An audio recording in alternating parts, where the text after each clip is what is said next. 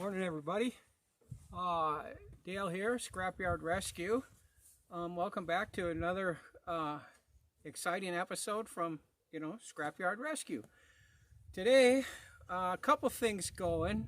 First thing is that about a week ago, I did a video on a bunch of stuff, improvements and stuff on the car here, and it was pretty good video. I thought it was a little bit less than an hour long, and I did a bunch of stuff, and we went for a ride and all that kind of fun stuff.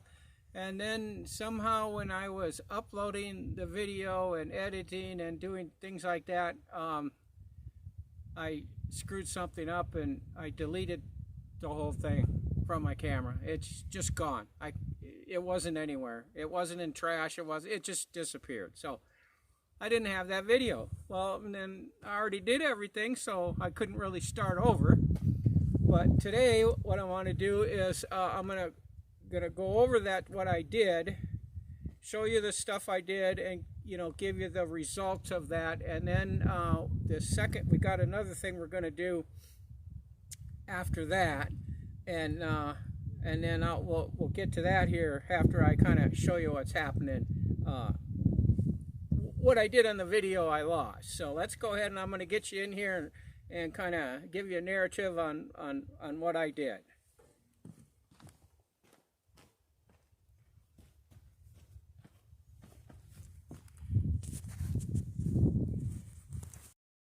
Okay, here we are, and you can see this looks different from the last time you looked under the hood here. Ever since I've had this car going and, down the highway and all that kind of stuff, there's always been this like pulsing in it when I'm going, say, like 50, 60 miles an hour. It just pulses all the time. It doesn't do it when you get on it. It doesn't do it going through the gears. It doesn't just when you're doing a constant speed. And I couldn't figure out what that was. So a couple weeks ago, I bought a new set of points because it had the points distributor in it. I put that in, and it helped a little bit. I could tell a difference, and I thought, well, okay, that's better. And so the other day, I was thinking about it, and the trouble I was having with the overheating, I kept screwing around with that, and I had I decided, I got this HEI ignition. It's laying in there on the shelf. I paid a lot of money for that. And I thought, I'm putting it in. I don't care if it takes me all day to get the thing in there. I'm going to put it in and see what happens. And so I did. I got it in, got it all wired up, got the engine timed, everything good on it. Fired the thing up. Got it all dialed in and took it for a ride and ran it up and down the highway pretty good. And sure enough, that pulsing disappeared. So it was an ignition problem. So I got that solved. Well, then when I got back, I was messing around under the hood here, and I'm looking in the sight window right there on the carburetor, and I could see the gas in there boiling. I'm like, wow, what's that all about? So I called I forget a Summit. I called Summit, where I believe this is who I got this carburetor from. Not sure anymore. But I talked to their Hollytech guy and told him what was going on, and he said, well, do you got a carb spacer on there? And I said, yeah, I have an aluminum one. And he goes, that's your problem. He goes, you got to get it off because you're overheating the carburetor, especially if you're having trouble with the with the engine getting too hot. So you need one of these Filtronic, I guess that's what you call them, carb spacers. You can see that down here, this brown spacer. These are apparently some kind of a composite that doesn't heat up. So I ordered one of them, got that coming. And then with this distributor, I can't use my big pancake air filter I had on it. I would have to get a new air filter. So I saw this one on Summit's website too, and it was fit this carburetor. I thought I got to have that. I got to buy a new one anyway. I'm getting that one. So I bought that. And, well, I got the stuff. I put it on. Put the air filter on. It all works. Cranked this thing up and took it out for a ride. And I got to tell you, fellas, this thing runs like a freaking race car. It screams down the highway.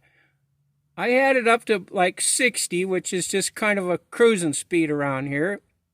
And I thought, I'm going to see what happens if I step on it a little. So I got on it, and I'm not kidding you. I don't think it took not even like 10 seconds. And it was going over 90. And I backed off on it, got kind of scared. I don't want to hit a deer with this thing at 90 miles an hour. I'd probably go through the windshield. And so I backed down on it, but I tell you, I still had a lot of throttle. I know this car, I know I can get this car up to, I could push it to 110 easy, maybe even more. And it didn't really seem like it was working that hard. But anyways, all that worked out. It was all good. So that's what we had done. And it's great. Oh, one thing I did do, well, another problem that it cured was all the time I had this carburetor on here, this thing made the most ungodly air sucking noise from it. It sounded like you had a shop vac going all the time. I never could figure that out. It was like it was just sucking, thousands of cubic feet of air down through it, and I didn't know what was going on. Well, when I took off that carb spacer, that aluminum one I had on here, I think, and some guys will probably think I'm kind of dumb, but it's just one of them things that kind of gets away with you. I think I had it upside down. I had the flat part on the manifold, and the part that hooks up to the back here, where you can see where the vent, the crankcase vent's supposed to hook into on it. I had it flipped over, so I think it was just sucking air through it. It ran good, but it was overheating all the time. The engine was getting too hot. I think it was running way, way, way too lean, something. I don't know what was going on with it, but I got the overheating problem fixed. I got the pulsing problem fixed. It runs like crazy. All that stuff's done. And the good thing about it is it looks really cool. I love it. So that was what that other video was about. We did all this stuff. So with that, we're going to go ahead and move into the inside now. And we're going to do some stuff in there. Okay, here's what we're going to do today. I'm going to put in that set of gauges.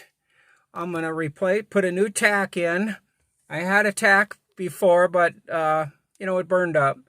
So, and I've got a couple gauges down here. You can see already in. Let's see if you can. There you go. But I don't like the two of them like that. And I wanted to put an amp gauge in. So I'm going to go ahead and put this 3-piece one in. Take those two out. And I'll just save them, I don't know, for something. But that's what we're going to do here right now. So, but let me go and I want to get my stuff out here and get it all spread out and get organized. And then we're going to go ahead and get going on this stuff. Well, guys, as par for the freaking course, I guess we won't be putting gauges in. This does not fit on the car. It won't clear. It's supposed to go in where the fuel pump is, and it won't fit in there. So I guess I can put it in later, but I'm going to have to I'm going to have to do something, some kind of an extension, I guess, to bring this thing out. Here, I'll show you what's going on. This is just typical parts bullshit anymore, guys. This is what happens 90% of the time anymore. This is supposed to fit a 289, okay? Here it is. It don't fit a 289. Yeah. And I can't hook that into the other gauge because it's electric. It's not,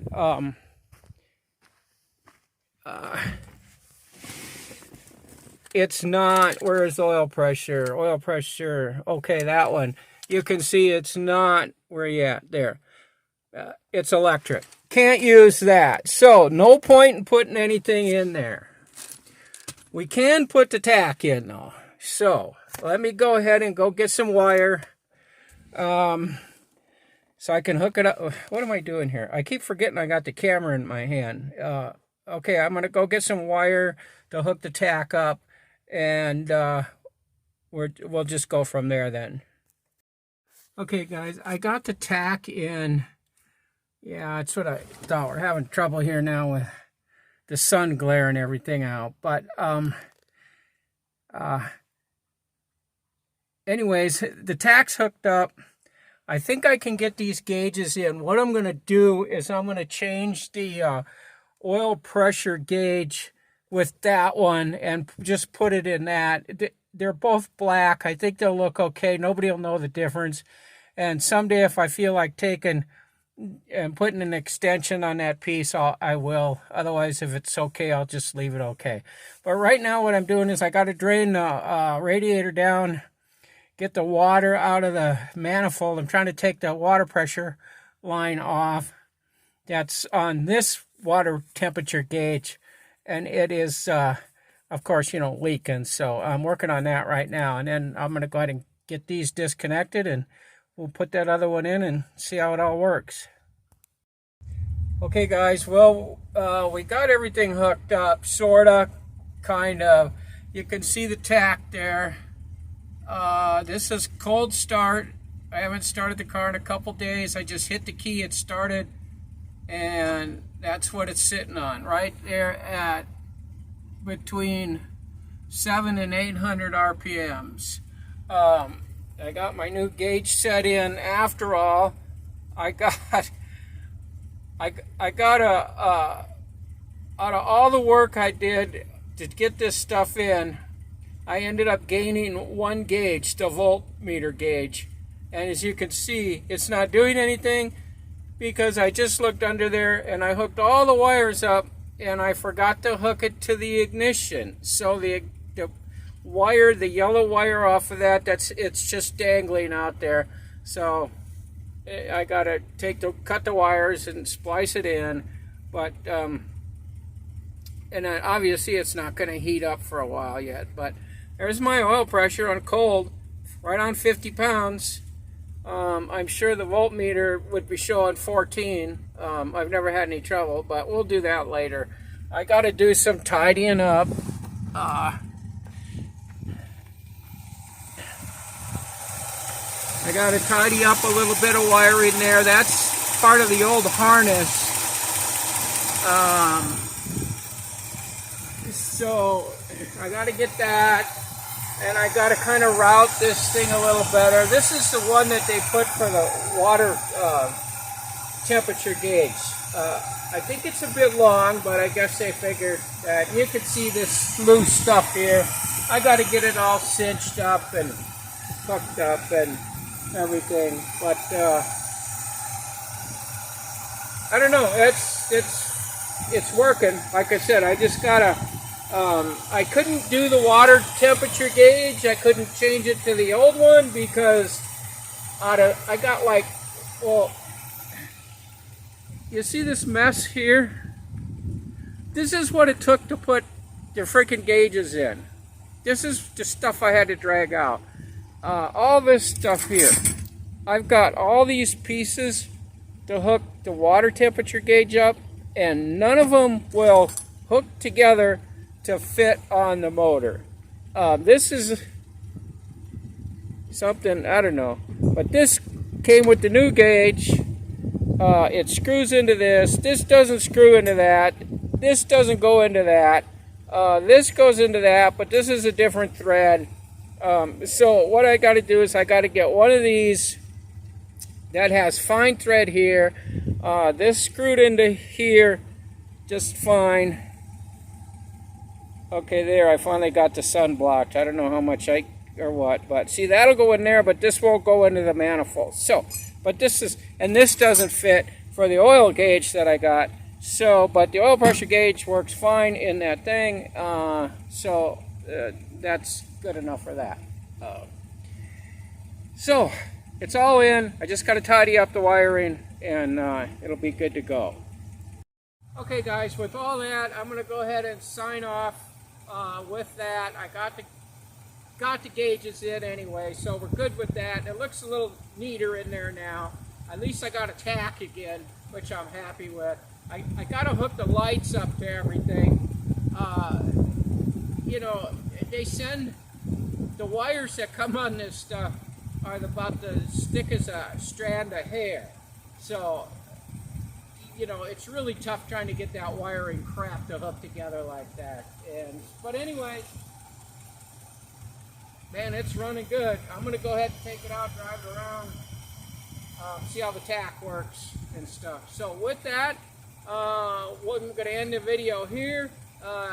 Like I said in the beginning, I'd appreciate it if you guys would hit the subscribe button if you're not subscribers, and you know, the notification bell, and we will get back to you when I got something else to work on around here. I'm kind of running out of stuff for the moment, but we'll find something. So with that, I just want to say thanks for watching, and I'll see you on the next video.